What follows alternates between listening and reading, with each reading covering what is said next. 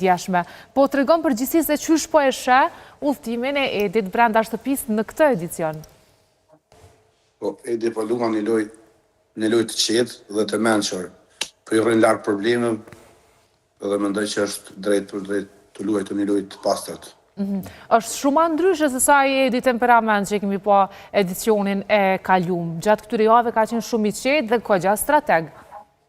Po, normal që e ka kuptuar që nuk shkon asgjë me forcë, edhe Edi rrjedh për një familje shumë komune, shumë familje respektueshme, edhe për atë arsye normal që e ka kuptuar që nuk bën me dhunë ose duhet me qenë më i qetë, më i sjellshëm. Kur është futur në natën e parë, pak a shumë janë befastu njerë se pse përsëri Edi, por është dashur të futet, po marrë pak mendime edhe nga kolegët, në mënyrë që ndërsa me tregu një anë tjetër, sepse tani po e shoh një Edi tjetër, dhe me njerë kanë ra poshtë ato pyetjet e fillimit.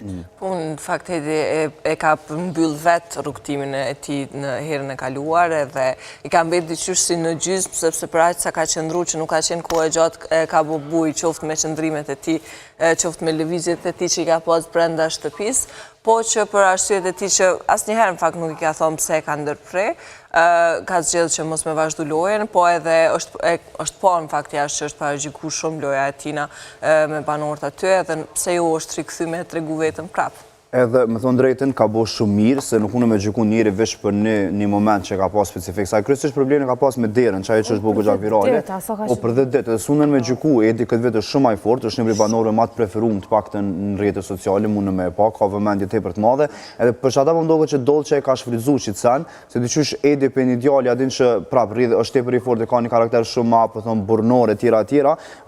Diqysh me shpreh dashnin për një çik çast shpejt, adin don gëgja forcë dhe gëgja guxim dyshim me dalë me e dash ashtu.